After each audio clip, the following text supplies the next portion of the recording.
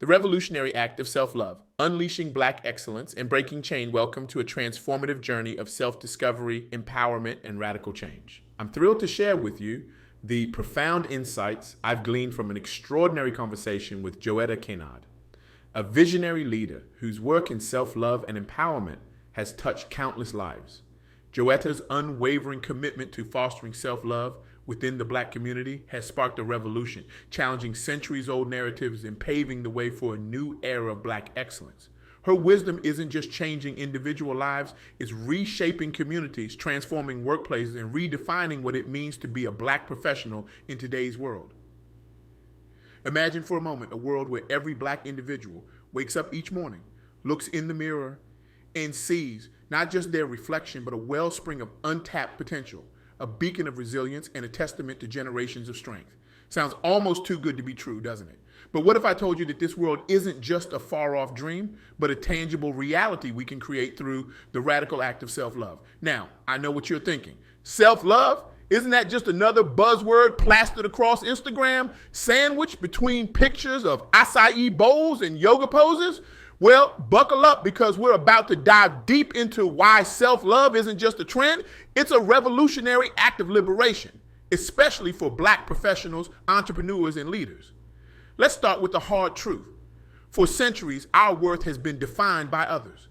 From the brutal legacy of slavery to the insidious tendrils of systemic racism that still snake through our society today, we've been told time and time again that we're not enough. Not smart enough, not beautiful enough, not worthy enough. But here's where it gets interesting and where Joetta Kynard's insights really shine. What if the most powerful act of resistance isn't marching in the streets or shouting from the rooftops, though those are important too? What if the most radical thing we can do is to love ourselves fiercely and unapologetically? And let me paint you a picture. Imagine a young Black professional, fresh out of college, stepping into her first corporate job. She's brilliant, she's qualified, but there's a voice in the back of her head, a voice that's been shaped by generations of oppression, whispering that she doesn't belong, that she needs to change who she is to fit in, that her natural hair is unprofessional, that her voice is too loud, that her ideas are too different. Now, imagine that same young woman, but armed with an unshakable sense of self-love. She walks into that office not trying to fit in, but standing out. Her natural hair is her crown. Her voice carries the wisdom of her ancestors, and her ideas, they're not just different, they're revolutionary. This isn't just a hypothetical scenario. This is the transformative power of self-love that Joetta Kynard speaks about. It's not just about feeling good. It's about dismantling centuries of internalized oppression and rewriting the narrative of what it means to be Black in professional spaces. But let's be real for a moment. This journey isn't easy. It's not something you can achieve overnight by reciting a few affirmations in the mirror, though that's not a bad place to start. It's a daily practice, a conscious choice to value yourself in a world that often tells you otherwise. Now let's dive into some real world examples that Joetta shared, which illustrate just how powerful this concept of self-love can be. Picture this, a community center in the heart of a historically Black neighborhood. For generations, this neighborhood has been shaped by the long shadow of historical trauma, the legacy of slavery, the brutality of Jim Crow, the ongoing struggle against systemic racism. You can see it in the slumped shoulders of the elders, hear it in the frustrated voices of the youth. But something remarkable is happening in this community center. A group of residents inspired by the principles of self-love have started a healing circle. They meet weekly, sharing stories, affirming each other's worth, engaging in collective self-care practices. At first, the change is subtle. A grandmother stands a little straighter. A teenager speaks with a bit more confidence.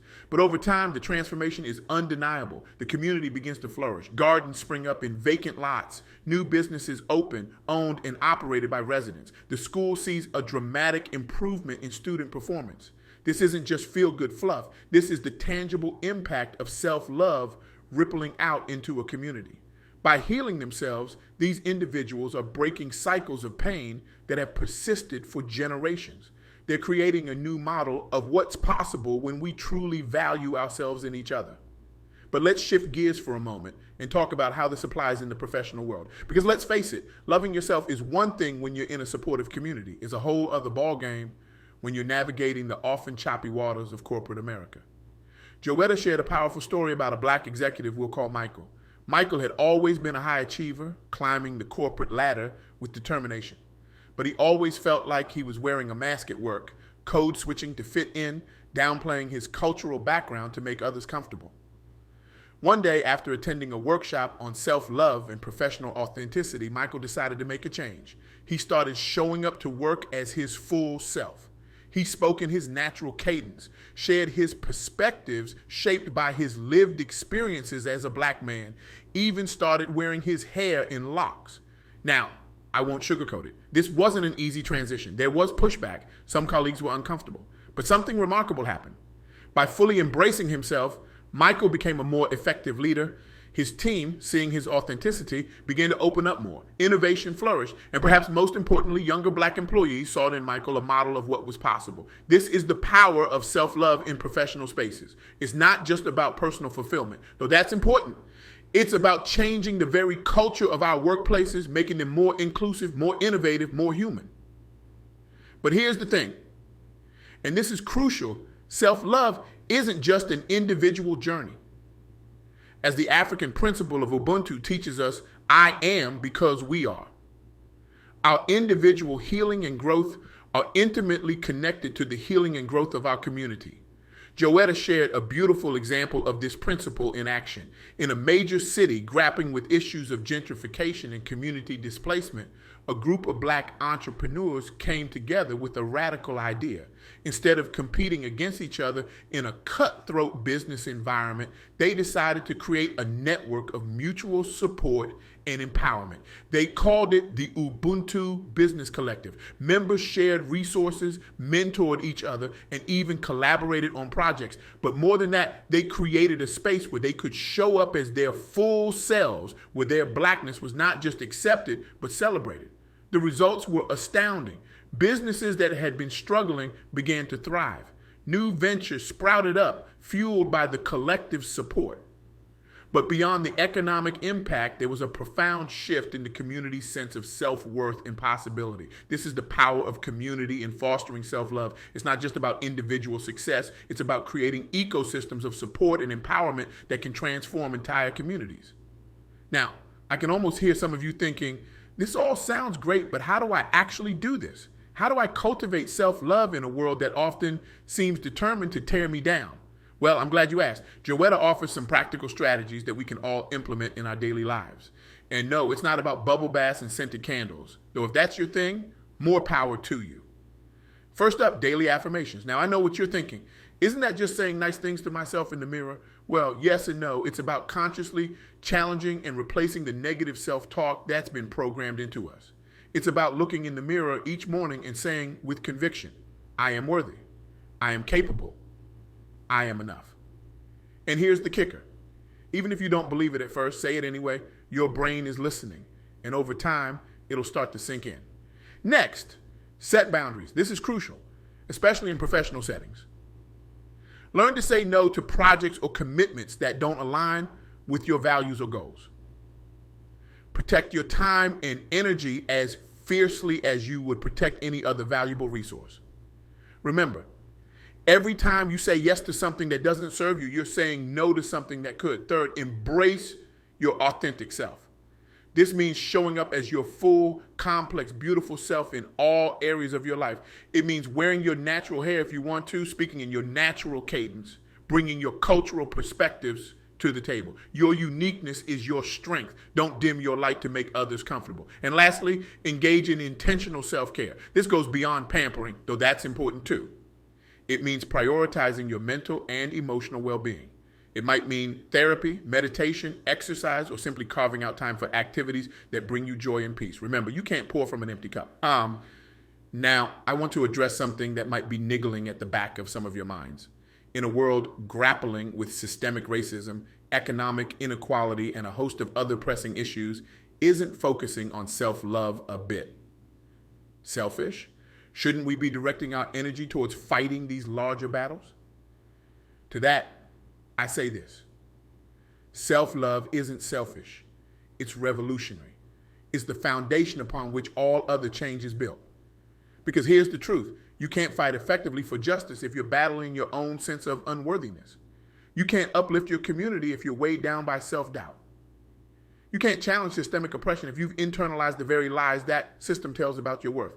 When you love yourself fiercely and unapologetically, you're not just transforming your own life. You're creating ripples of change that extend to your family, your workplace, your community, and beyond. You're rewriting narratives, breaking cycles, and paving the way for future generations to stand taller and reach higher. As we wrap up, I want to leave you with a challenge, a call to action, if you will. Because talking about self-love is all well and good, but it's in the doing that real change happens. So here it is. For the next 30 days, I want you to commit to one act of self-love each day. It doesn't have to be big. Maybe it's looking in the mirror and giving yourself a genuine compliment. Maybe it's setting a boundary at work.